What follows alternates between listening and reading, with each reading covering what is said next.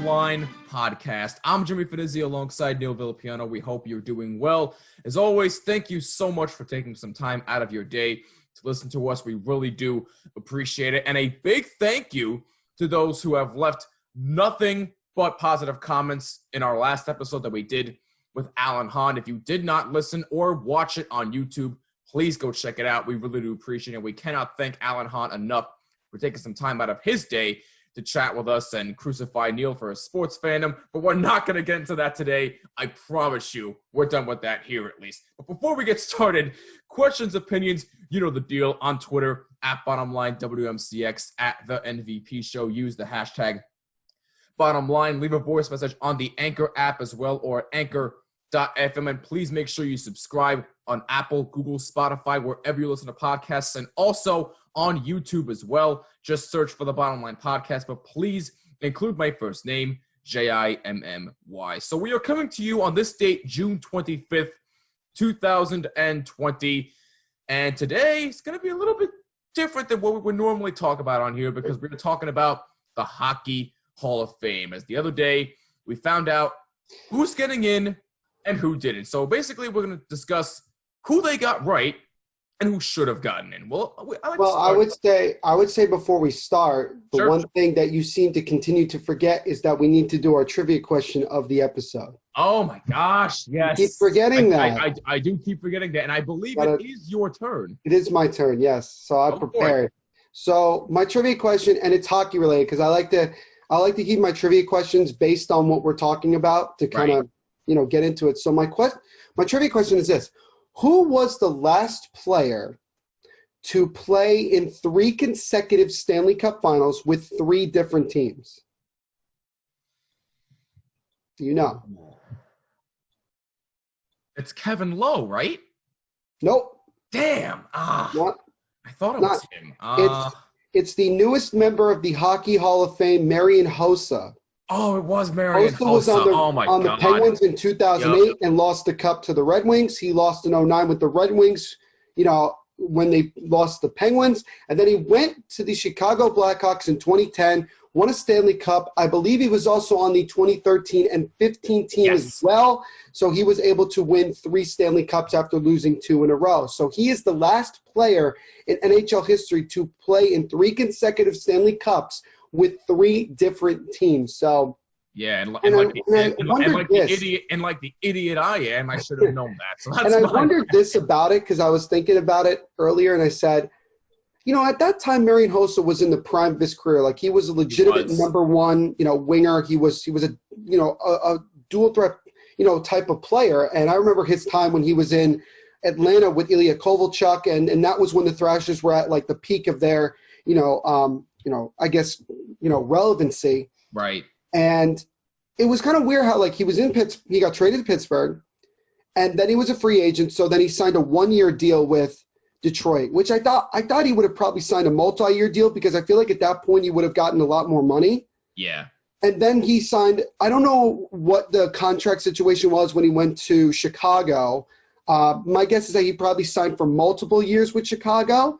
But the fact that he was able to play in 3 consecutive Stanley Cups and finally win one, and not only that, get rewarded by winning 2 more after that, is pretty remarkable. And so when I saw that he was up for the Hall of Fame, and I don't know if this is his first year of eligibility, it might be. I thought it was. Yeah, I think the majority of the guys who got in, this is their first year of eligibility. Not everybody, but I think the majority of them were in their first year of eligibility.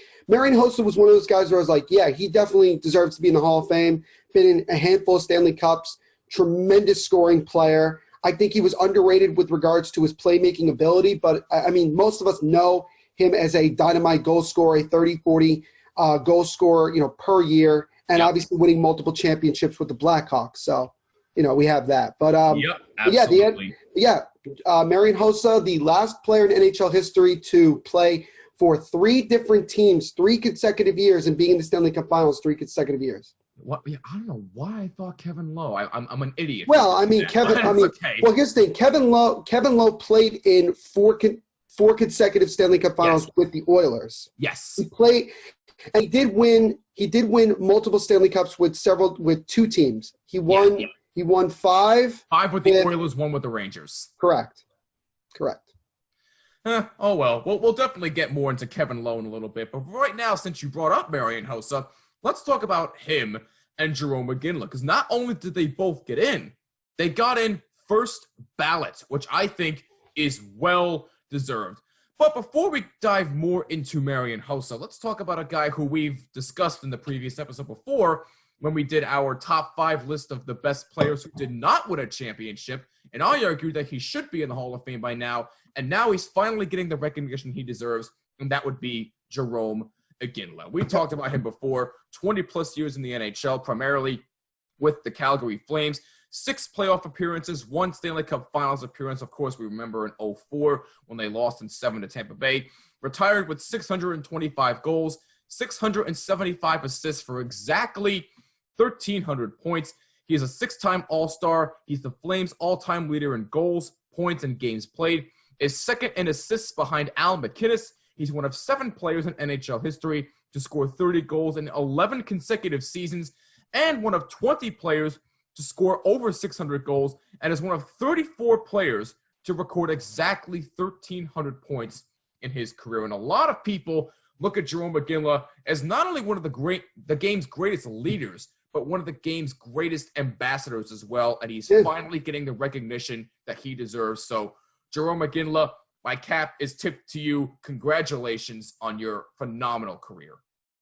Yeah, luckily for you and myself, we got to see Jarome Iginla play the majority of his career in his prime. You know, I think a lot of time when we see great players who eventually make the Hall of Fame nowadays, we didn't get the chance to really see them play, or we saw the back end of their career. With Jarome Iginla, and I can only speak for myself, I can't really speak for you, Jimmy, that I got the chance to watch him play a lot, and I love Jarome Iginla. As a Devils fan, I wanted the Devils all the time to make a massive trade and get Jarome Iginla, especially when it was announced that he was probably going to be moving on from Calgary. I said, hey, we gotta go there. And I'm going to give you another trivia question just because I feel like it today. And sure.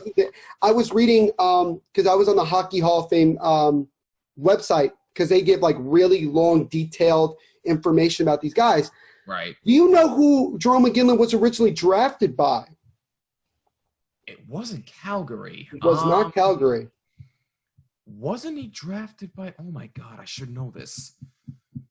Well, I mean, it's not something that you would, unless you know everything about the game, you would know. But if you don't, it's not a big deal. It wasn't an American team, was it? No, it was. It was. Okay. I'm gonna say. Just throw a guess out there.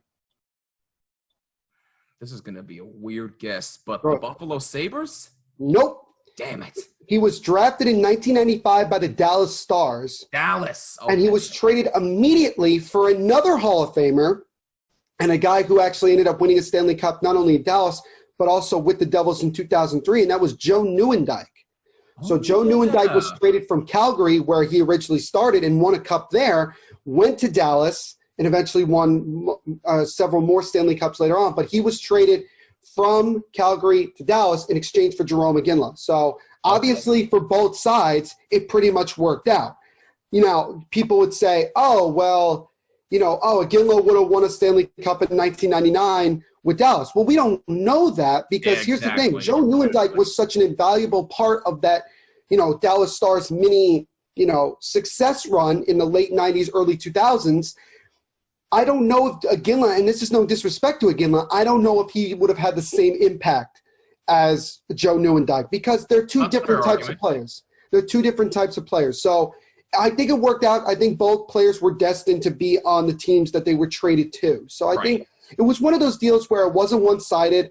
It didn't, hurt anybody. It worked out in the end. But, talking about Jarome Iginla, here's the thing that I think we have to talk about because of the fact of what's going on in our society over the last, now we're talking about almost, a month now since the unfortunate, and I hate saying this word, murder of George Floyd. And we're talking about, Black Lives Matter and the impact of the black athlete. Jarome Iginla is black. Let's just throw this out. Let's just call it like it is. And by the way, correct me if I'm wrong about this. I think he's only the 4th black player to be inducted in the Hockey Hall of Fame, correct? I believe you are correct, and I think the last one before. Yeah, behind Grant Fuhr, Willie O'Ree, and there was one more. I forget the name. I'd have to. I don't have it, on me right now, but that's all right. But that's the thing, and I guarantee you, if you ask a handful of the black players that play now, and some of the ones that just recently retired, I wouldn't be surprised that they fell in love with the sport and were motivated to play because of a guy like Jarome Iginla. Right. And people have asked Jarome Iginla recently about his thoughts on what's going on in our society. Now, granted, he's born and raised in right outside of Edmonton. He's Canadian through and through, but he said that he's very, very happy that things are improving and that people are really speaking out about what's going on and about the racial inequality that we're dealing with in our society. Because let's face it, I understand the United States. Obviously, that's where a lot of this focus is coming from. But let's also just remember, there is a lot of racial inequality in every single part of the world. Nobody is perfect. Even in Canada, it happens. Maybe not to the extent of the United States, but it still happens. Even still, even still. But with Jarome Iginla, him being, like you mentioned, an ambassador to the game, he wasn't just an ambassador to the game. He was an ambassador to, black athletes who were interested and want to play, hockey. Because let's be honest, 3/4 of the NHL is white. That is just what it is. Is that because the NHL doesn't allow black players? No. It's more or less because, unfortunately, in our society, black athletes get, pretty much put into one category of, it's a stereotype. It's, they must play basketball or football, you know what I mean? Like it's like that. Right.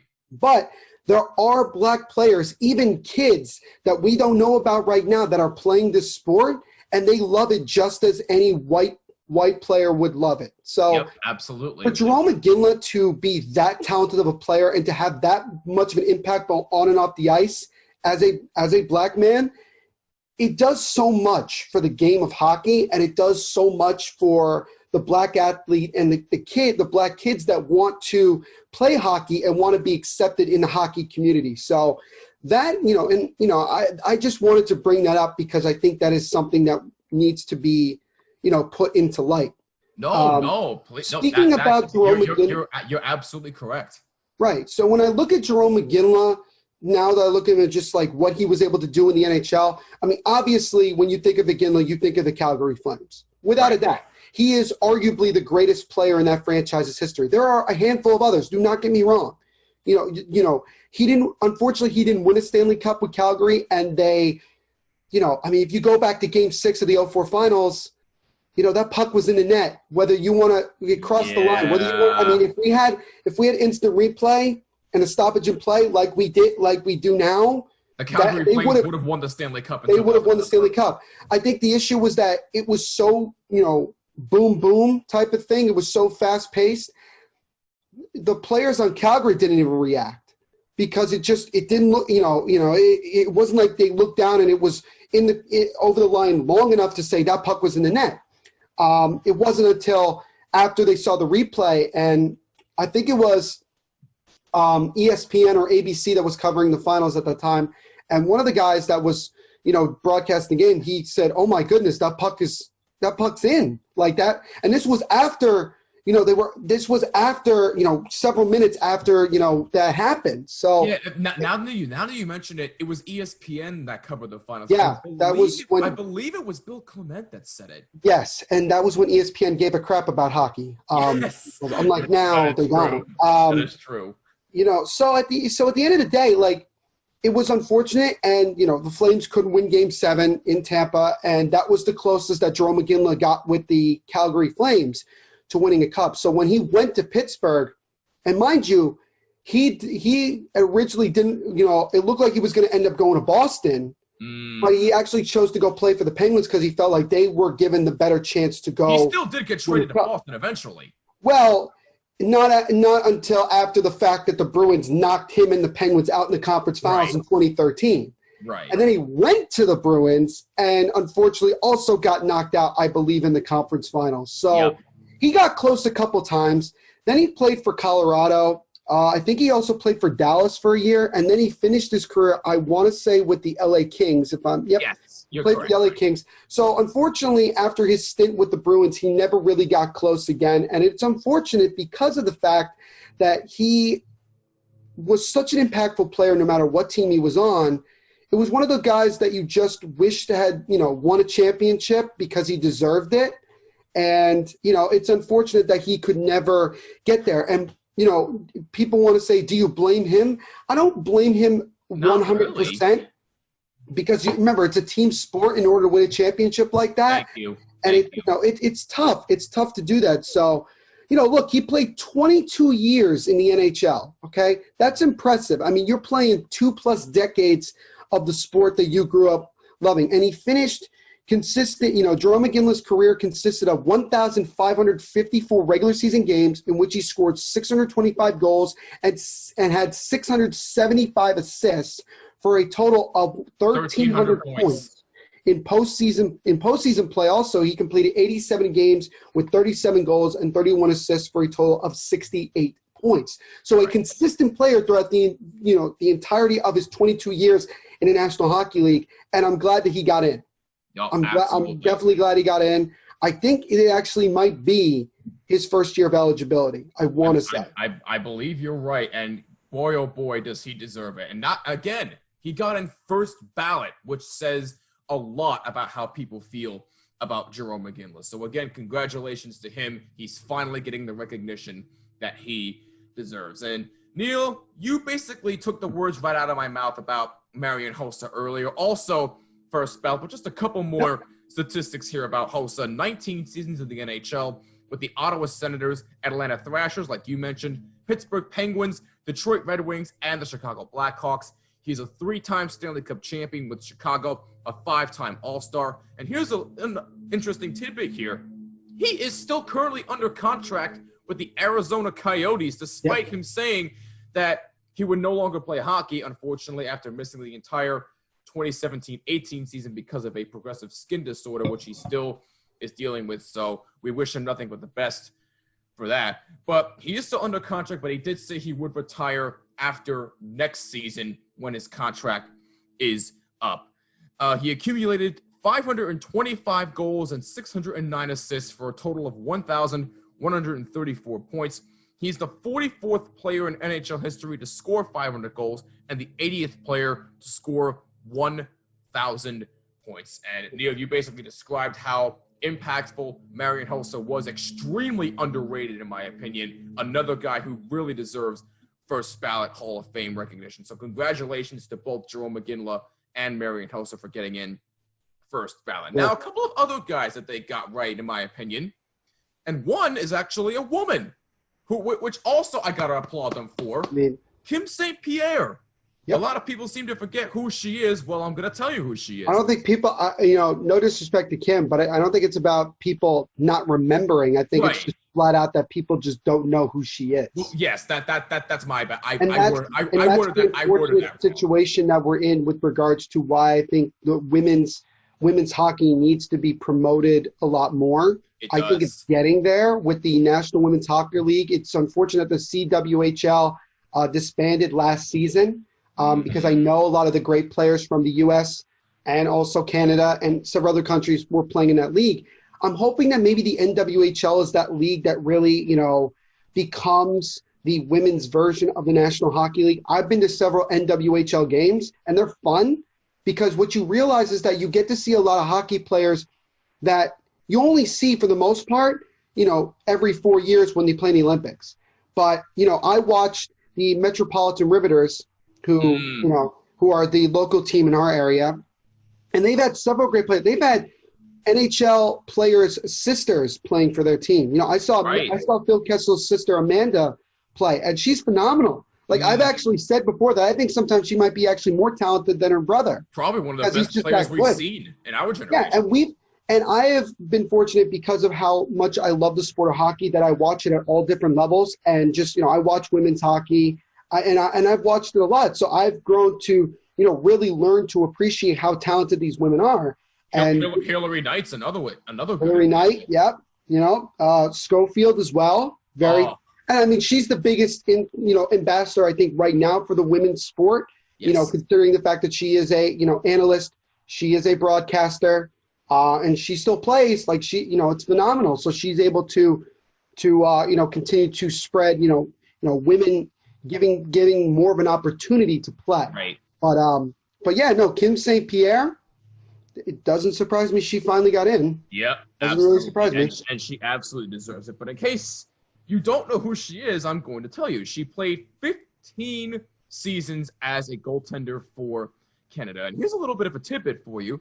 She was the top rookie for the McGill Martlets women's ice hockey team at McGill University. She was also the first woman in Canadian inter-university sports history to win a men's regular season game when McGill University defeated Ryerson University on November 5th, 2003, 5-2.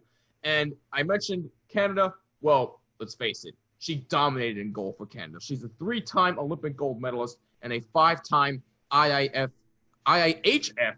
world champion. So Kim St. Pierre, congratulations to you as well. And also, Kevin Lowe. We talked about him a little bit earlier, but we'll dive in more a little bit about him here. Played 19 years in the NHL with the Edmonton Oilers and the New York Rangers. 6-time Stanley Cup champion, just like Mark Messier.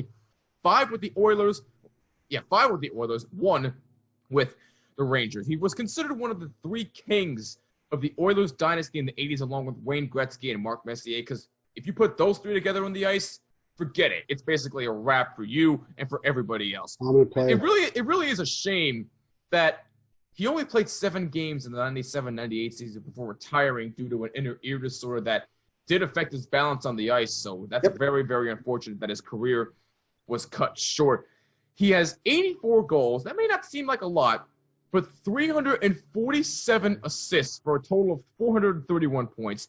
But in 214 playoff games, he has 10 goals, 48 assists for a total of 58 postseason points. Now, you look at his point total and be like, oh, well, that's not that much. But if you really paid attention to the way he played and you listened to what his teammates said, he was pretty much a big factor offensively, especially when it came to passing the ball. He was a very underrated assist player when it came to assists, in my opinion. So Kevin Lowe, 6-time champion, very underrated when it comes to passing the puck. Yeah. Another guy who's well-deserved of getting in. I mean, the only thing that I don't understand to an extent, but again, I also do, is I heard a lot of people say that they were surprised that Kevin Lowe got in. And I think primarily the reason why people say that is for one simple reason, is that you don't talk about him very much. When you think of that Oilers dynasty, and this is no disrespect to Kevin Lowe whatsoever, but when you look at that not Islanders, but the Oilers dynasty that knocked out the Islanders dynasty, you think of, this is the players that come to mind for most hockey fans immediately. You have Wayne Gretzky, Mark Messier, Grant Fuhr, and Yari Curry. Like, those are the 4 guys immediately. And then Kevin Lowe is, if you want to go a little further, Kevin Lowe would then be mentioned. And that's why I get upset about the Hall of Fame in general, because as I mentioned to you off camera, it is a popularity contest. If you are not popular with regards to the analysts and the naysayers that say why or why not you deserve to be in the Hall of Fame, if you're not popular with them, it may take you a while to get in, or you may never get in. I used an example like Bernie Williams of the New York Yankees, in my opinion, should be in the Hall of Fame. Thank you. In Cooperstown. But he's never going to get in. Because Mike Francesa said he's not a Hall of Famer, he's not a Hall of Famer. And that's the problem, because the writers look at that and say, if one person, even though it was only one person, because I've heard a lot of other people on the air say that he should be, but because Mike Francesa is so well, quote unquote, respected, which, I tend to disagree with that. Yeah, sorry. I'm not a big fan of Mike Francesa. I never have been, but I'm not going to bring that up. What I'm saying is that since the writers saw that Francesa was saying straight up that Bernie Williams is not a Hall of Famer, that's what is the reason why Bernie's not in. And I was speaking to somebody about this who's also a big Yankee fan, big Bernie fan, And the reality is this. The only way Bernie's getting in at this point is one of two ways. One is that all of the writers right now die and you have younger writers getting in, or Bernie Williams dies. And that sounds like a really messed up way of saying it, but that's the reality, because here's another, and I'll give you another example. And I understand people are like, why is he giving other sports examples? It's because this is my point. My whole point is why it's a popularity contest. Ken Stabler did not get into the NFL Hall of Fame until after he died. The second after he died, the NFL decided to put him in. Why? Yeah, because they were saying that's the best way to honor him.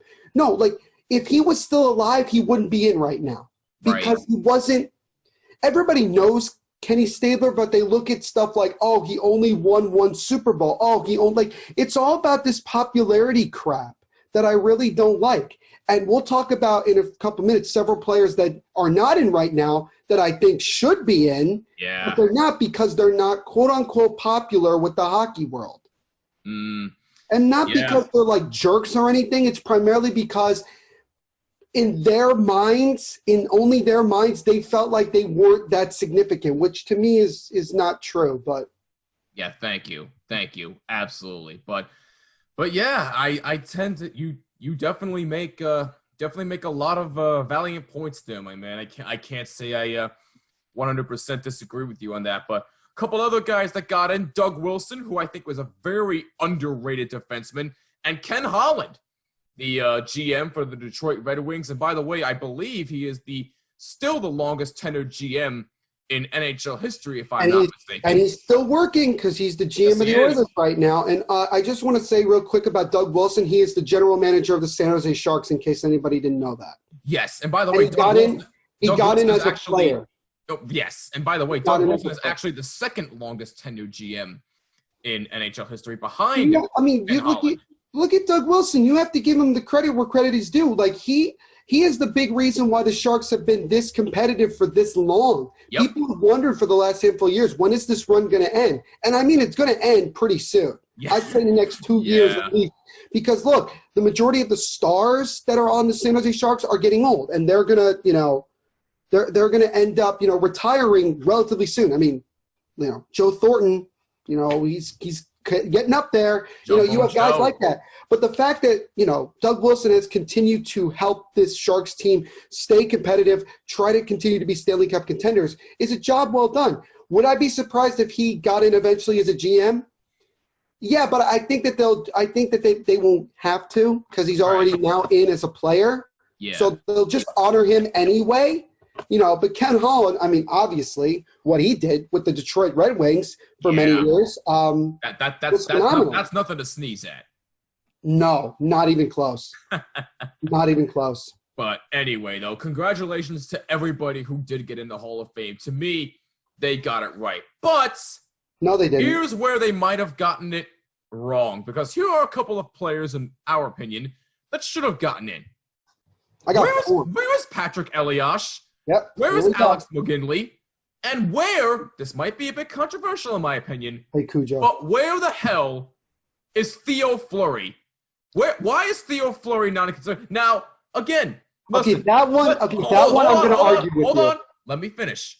Did he have his issues on and off the ice? Ooh. Yes, I am not denying that. But the way he played the game is undeniable. You're really going to overlook the way he played the game just for his issues? That's nonsense, in my opinion. Yes. That's the problem. That was my point. Again, that's my point with the whole popularity thing. That's why he's not getting in. I'm not saying that's what I think. I'm saying that when you think about the voters and the writers that make these decisions, that's what they look at. They look at what the struggles that he had, and they say, we don't feel comfortable putting him in, which is unfair because because what you're basically saying is that, yeah, we think you're a Hall of Fame player, but you're not a Hall of Fame person.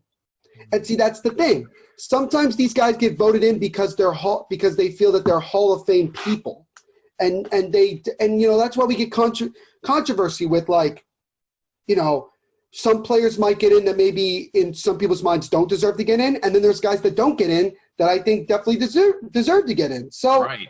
it's different things like that. But, I will. By the way, another guy that deserves to get in. Where's Daniel Alfredson? Where is he? I mean, was he even in consideration? Was he even in consideration? From what I was Daniel Alfredson is another underrated player. Well, here's the thing. From what I was told, Danny Alfredson was a nominee. Okay, he was. I think this was his first year on the ballot as well. Okay. So it's frustrating, but at the same time, in the next year or two, he probably will get in. Because eventually you get to that point where you're hands down the best player available with regards to nominee, and they just make a choice at that point. They say, look, we're either going to put him in now or we're never going to put him in. Like, you have that choice. I don't know who in baseball. Somebody significant is on his, next year is his last year of eligibility. I think it might be one of the guys that took steroids. I think it might be Barry Bonds or something along those lines. I could be wrong. That's on the last year that they're eligible, which I always wondered, why is there a certain amount of years that you're considered eligible, and then at that point, if you're not in, you're never getting in? To me, that's just unfair. But that's my opinion. No, yeah, but I also know that you have a bit of a message to say about. Well, I have four guys that are not in the hall that should be in the hall. Well, all right. Well, we'll definitely get into that, but I know you told me this off the air. You got criticized for saying that Patrick Elias should be in the Hall of Fame, and you know what? Yeah. I'm a Ranger fan saying this. He should be in the Hall of Fame, absolutely, because you look at his numbers here. I don't have all of his numbers here, but significant ones. 2-time Stanley Cup champion with the New Jersey Devils in 2000-2003. He is the franchise's all-time leader in points, goals, assists, and he also holds the franchise record for most points in a season, 96, along with the most career game-winning goals, 79. Oh, and by the way, he also ranks second in points by a Czech-born player in the NHL, only behind Jaromir Jagr. Yep. What? Why was he not inducted? It really drives me up. I'll tell you why. I get it. I'll tell you why. I get it. I get what you said. It's a popularity contest, and when you look at the Devils, they're just a bit of a little name franchise. No one cares about them. Well, look at Patrick Elliott. If you actually are a fan of the team, and if you're a diehard hockey fan, and you actually pay attention to that team, look at Patrick Elias. Look at the way he played. Look at the impact he had around his teammates. Look at that and tell me that he's not a Hall of Famer. Go ahead, Neil. The only reason Elias is not in it is because he played for the Devils. That's the bottom line reason. Let me be clear about this, because look, people can get on me for being, obviously being, a homer, because I am a Devils fan. It's like, oh, well, you're a Devils fan, so of course you're going to say what you said. Yeah, I mean, of course I'm going to say it, but part of the reason I'm saying it is because I actually watched them play and you didn't. Yep, I'm absolutely. I'm not talking about you, Jimmy. I'm talking about No. I knew what you meant. The thing I love the most is classic Rangers fans who are younger than I am, that don't know anything about anything, that try to just tell me, and it's like, no, the only reason that you don't think that Elias is in is because he played for the Devils, because he won Stanley Cups, because he had over 1,000 points. You just can't accept the fact that there are players that are on the Devils that were much better than some of the players you had in the organization, okay? I honestly can guarantee you that if you took a poll with every single hockey fan, I wouldn't be that surprised if more than half of the fans that voted said that Elias should be in the Hall of Fame. Yep. Now, look, Elias, I think this was his second year of eligibility. Last year was his first year. He didn't get in. And this year he didn't get in. I think just like Danny Alfredson, the next 2 or 3 years he would get in. Mm-hmm. If he doesn't by that point, that pretty much tells you again that the reason they don't put him in is because he played for the Devils. I'm sorry, that's just what it is. And I've said this numerous times, and I'll make this point again on the latest Devil's State of Mind podcast episode that I'm recording in the next 2 days. Gary Bettman, who is the commissioner of the National Hockey League, is from Long Island. Right. He grew up a Rangers fan.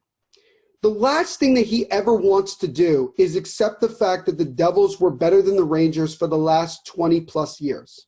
If you look at the last 25 to 30 years, the Devils were much more successful. 3 Stanley Cup championships, 5 Stanley Cup appearances. I'm sorry, what have the Rangers done the last 20, 25 years? 1 Stanley Cup championship and 2 Stanley Cup Finals appearances. And for a handful of those years, choking in the playoffs. Well, not choking, but just losing in the playoffs. Yeah. Not saying the Devils didn't do that as well, okay? Because they also did it. Right. They also did it. But with Patrick Elias, he's the greatest scorer in Devils history. Yes. One of the top 5 greatest players in Devils history. His number is retired by the organization.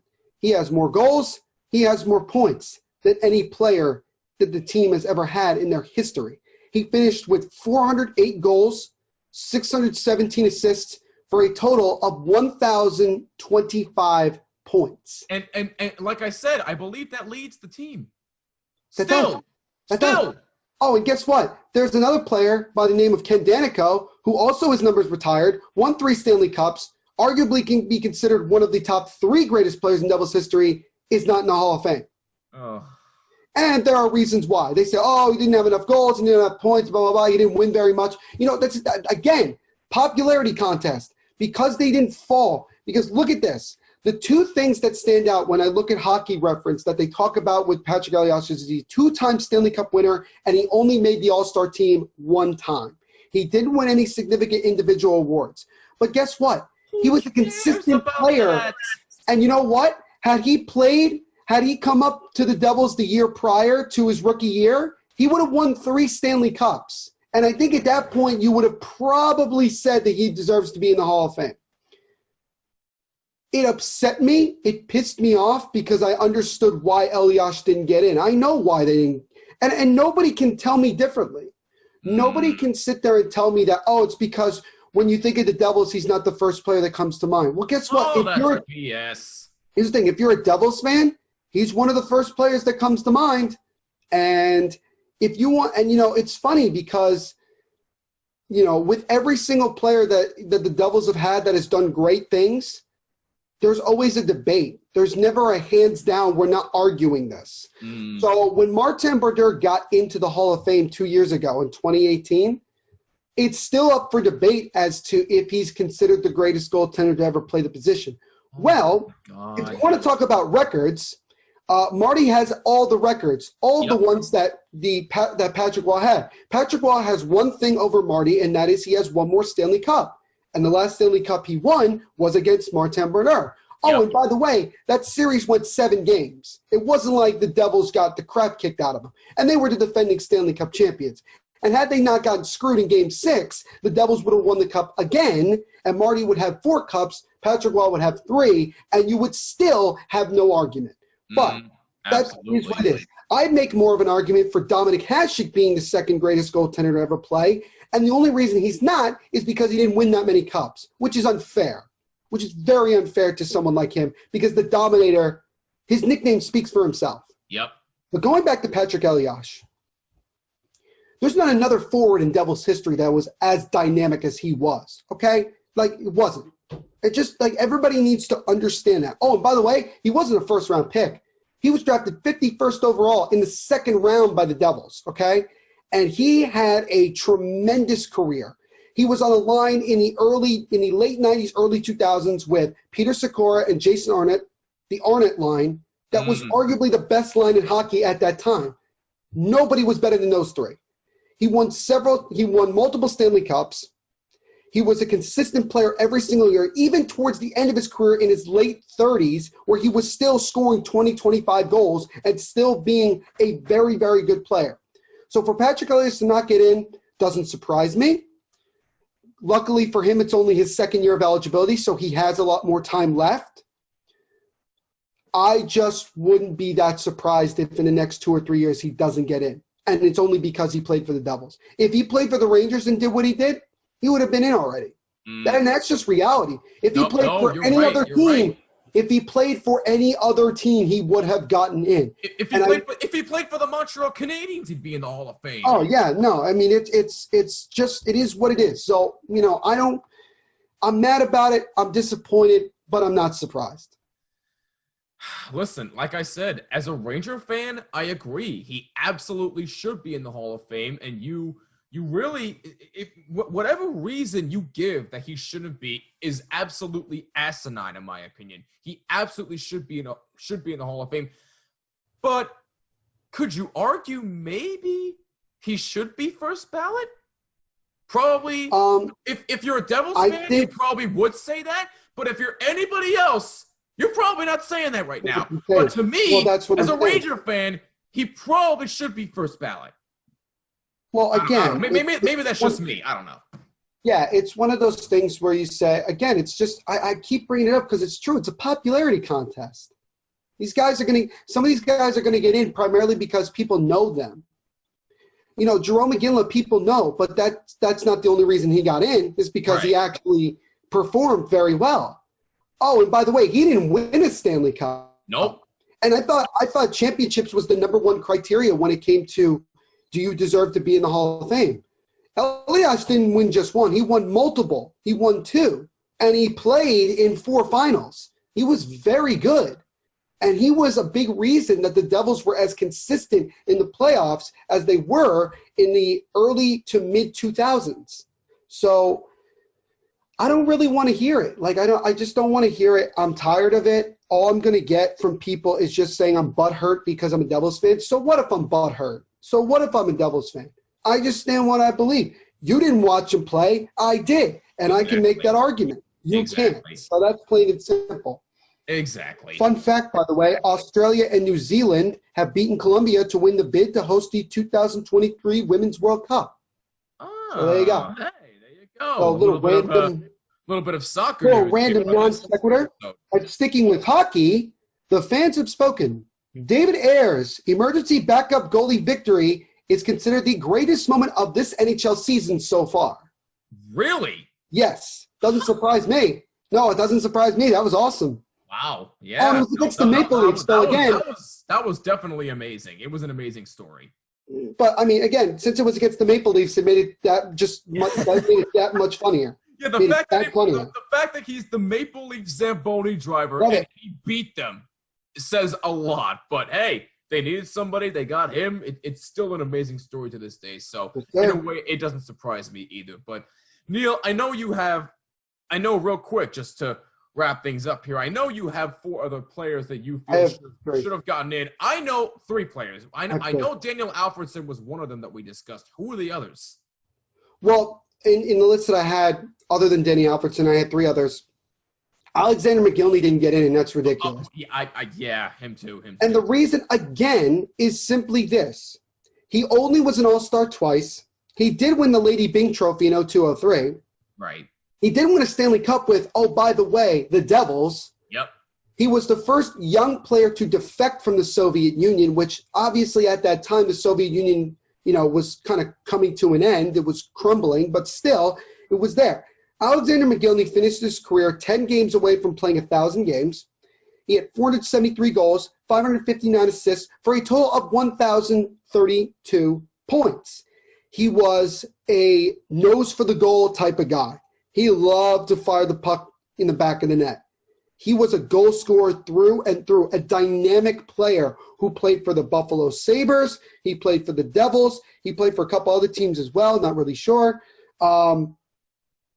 But the fact that he's not in at this point, and it's been quite some time, what that tells me is that either he's getting in next year or he's never getting in. And again, popularity contest, Jimmy. What's that? Popularity contest. This is the only reason he's not in. I'm sorry, but that's just the truth. He's not getting in because of that reason. If he doesn't get in after next year, that is an absolute travesty. Because I did my research on him. Boy, oh boy, was he exciting to watch. And by the way, the Sabres were the team that drafted him. Yes, the Sabres were the team that drafted him, and he went to the Devils in 2000, and he was the best player on that team. If it wasn't for Scott Stevens having a tremendous playoff run where he eventually won the Conn Smythe and the Devils won the Cup, Alexander McGillney was going to be the Conn Smythe winner. And I think had he won that, he probably would have gotten in the Hall of Fame. There's little nitpicking things like that that prevent certain players from getting in. And I've been seeing it all day this morning from people saying, from ESPN to CBS to everywhere, saying, how did Alexander McGillney not get in? I've talked to hockey people. Everybody I've talked to at the Hockey Podcast Network is saying, it's a joke now that Alexander McGillney is not in. It is like a joke. He was that good of a player. He was that dynamic of a player. Nobody had seen a player like that coming into the league since someone like Pavel Bure. Like, he was that dynamic. And the fact that he's still not in at this point is a joke to me. It's a joke. And again, it just proves popularity contest, my friends. And I'm going to keep saying it because that's why these guys are not in. That's the only reason they're not in. So that was one of them. No, absolutely. Who was the other one? Well, I have two. Number one, how is Cujo not in the Hall of Fame yet? Oh, Curtis Joseph, God. okay? And yeah, Maple Leaf fans are going to be – Was he even in consideration? Not even close. Wasn't even there. Oh, my God. I think his time is pretty much up when it comes to being in the Hall of Fame. And there's only one reason he's not in, other than being a popularity, is because he didn't win a cup, okay? But I will go to my grave saying that. Jarome Iginla didn't win a cup and he got in first ballot. Cujo is possibly the best goaltender the Maple Leafs have had in a very, very, very long time. In the early 2000s, he was the best goaltender in the league. Yep. Consistently winning 30-plus games. He finished his career going .454, .352, and .96 because ties existed back then when he was playing. He had a 2.79 goals against average and a just above .900 save percentage. That's pretty darn good. He played from 1989-1990 to 2008-2009, playing with St. Louis, Edmonton, Toronto, Detroit, Phoenix, Calgary, and Toronto. So he played for handful. He went back to Toronto again. But a lot of people know him from his time in St. Louis, Edmonton, and Toronto. So like that. And he did end up going to the Detroit Red Wings the year after they won the Cup in 2002. And unfortunately, they were knocked out surprisingly by the upstart Anaheim Ducks, who eventually went on to the Stanley Cup Finals. Not primarily because Cujo wasn't good. Cujo was great from the time he started to the time he finished. Let me give you, this is great. I love this. Let me give you the rundown of wins that Cujo had for the majority of his career. Sure. 16, 27, 29, 36, 20, 15, 32, 29, 35, 36, 33, 29, 34, 16, 32. Damn. He had 25-plus wins more than 5 times. That's really impressive. He was phenomenal. He was, and you know, it's one of those things that like he just was, because he didn't win very many individual things, you know, with regards also to not winning a Stanley Cup, that he's not in. I think that's ridiculous that Cujo's not in at this point. He was that good of a goaltender, one of the top 3 goaltenders of his time. But because he didn't win a cup, he didn't win a Vezina, blah, blah, blah, all those things. He played for a lot of teams that weren't that good in front of him. He doesn't get in. You know, I know that sometimes players don't really care about it. I know that they care about it a little bit. Right. And I'm sure Cujo does. Cujo got screwed several times in his career from winning a Stanley Cup, and it's not of his own fault for the most part. Mm-hmm. You know, I would like to see Cujo get in. I think he deserves it. Me too. Absolutely. And who was the other one?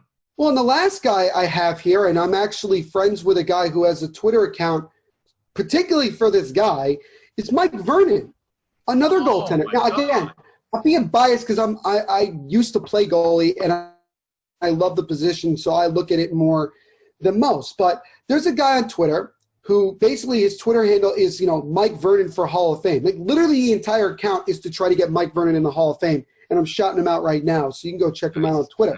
Nice. Mike Vernon won multiple Stanley Cups with several different teams. He won one with Calgary early on in his career, and he won a cup with the Detroit Red Wings as well. He was a 2-time Stanley Cup winner, like I mentioned. He unfortunately was only an All-Star one time, which is ridiculous. I thought he should have been more. He was the Jennings winner in 95-96, and he won the Conn Smythe in the year he won the Stanley Cup with the Detroit Red Wings. I know he won. He was 15 wins shy of 400. He went 385, 274, and 92. 27 shutouts, a even 3 goals against average, and a .889 save percentage. Obviously, those statistics, it's not as good as Cujo. Right. But at least Mike Vernon won multiple Stanley Cups and was really good in the playoffs when it matters most. And you know what? Like, it's just here are the wins. Here are the wins season by season for Mike Vernon. 30, 39, 37, 23, 31, 24, 29, 26, 19, 21, 13, freaking 30 at the age of 34. Oh my God. 16, 24. Wow. Now, I was just talking about the prime of his career. I'm not talking about like the other years where he won 9 games as a rookie. No, right. Someone explain to me how that's not Hall of Fame work. It's sad. It's sad. It's what it is. Oh, and you know, he won a Stanley Cup with an historic franchise like the Detroit Red Wings. But of course, people forget that and they think about Chris Osgood. Mike Vernon was just as good. Oh, and by the way, Mike Vernon beat the crap out of Patrick Waugh in a fight. Okay, yep. Mike Vernon was not afraid to drop the gloves, and he did it several times and won every single time. Yep. If you want to talk about who's one of the greatest fighting goaltenders, you have Ron Hextall, you have Garth Snow, and you have Mike Vernon. Yep. That's just what you have. Mike Vernon has done far enough to get in the Hall of Fame. He was part of the last Calgary Flames championship team. Yep. Come on. He helped start the dynasty in the late 90s, early 2000s with the Detroit Red Wings. Oh, and by the way, you know who brought Mike Vernon to Detroit? A guy who just got in the Hall of Fame, in Ken Holland. So I don't know what I'm missing here. I really don't know what I'm missing. I would love for people to comment either here on YouTube or find me on social media and tell me why Mike Vernon and Cujo and all the guys I mentioned are not in the Hall of Fame at this point. Yep. Other than the fact that it's a popularity contest. But you know what? It is what it is. I could, just whatever. It's whatever. I don't really. And he was a 3rd-round pick, Mike Vernon was. A 3rd-round pick. Yeah, he wasn't, right. I don't know, but the bottom line is we'll talk about something else. It really is sad that none of the guys Neil mentioned are in the Hall of Fame, and we think they really should get in the future, and depending on their years of eligibility. But with the guys that did get in our opinion, they got it right. And congratulations to everybody who did get in. And for those that didn't get in, we really, really hope that they do get in. Like Neil said, it is well deserved by those. I don't know what the voters or the writers see. Like, I don't know who the writers are. First of all, if we could switch places with some of these writers and let us know what they're thinking, I think that would be well appreciated to just know, look, hey, what are you nitpicking here with this guy to see that he's not a Hall of Famer? What exactly are you looking at? It's a joke. No, it's a joke. Absolutely, it's a joke. The NFL Hall of Fame is a joke. The Cooperstown is a joke. NHL is a joke. The NBA is the only one that I think actually – well, here's the thing. It's not the NBA Hall of Fame. It's the Basketball Hall of Fame. Yes. So, I mean, they get people all over, which is good. For thank God they do that. Smith Basketball Hall of Fame. Right, exactly, which I've been to, by the way. Which I've been to, by the way, and it's really nice. So, if you haven't gone, hopefully when everything's good, we can go again. But, it's – I got nothing. Yeah, I hope this is the last time we talk about this because I just think the Hall of Fame is stupid. I would much rather like to talk about baseball right now. Like, I would much rather talk about what's going on right now. Oh, don't worry. We will definitely talk about baseball next week. I promise you we will make up for this conversation. But on that note, that will wrap it up. Oh, and I have problems with that too. So, I'm just going to keep, I'm Mr. Debbie Downer the last couple of weeks. Oh, my God, stop. Okay, so it wasn't my fault that you got criticized by Alan Hahn for being a sports fraud and possibly by everybody else. I don't know who you talk to. That's not my fault, okay? You can call me. You know what? That's my fault? You know what? You can call me, everybody can call me a fraud all they want. The reality is that nobody knows me. Nobody knows why I am the way that I am. And so that's fine. It's all good. It's all good. You can like me, dislike me. I don't really care, because a lot of people's opinions don't matter. I respect Alan Hahn 100%. And I definitely enjoyed our little conversation that we had. I did too. I just don't think that I'm a fraud compared to a lot of other people. Well, so it's fine. Hey, listen, there is a bright side.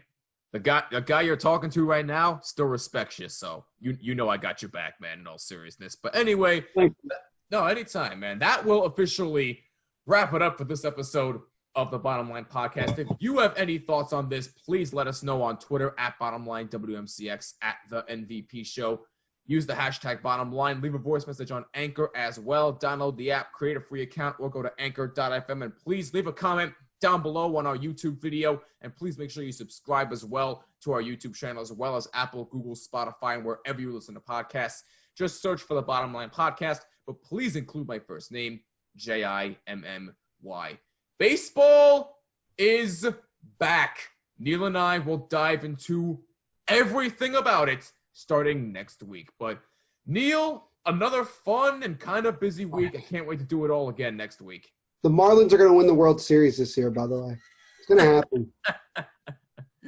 You know what? It might as well be the Mets because they'll put an asterisk next to it saying, "Oh, it didn't happen. It doesn't exist." Yeah, we'll definitely dive into all that. Asterisk my ass. For Neil Villapiano, I'm Jimmy Finizzi. This is the Bottom Line Podcast. See you in the next episode. Peace out.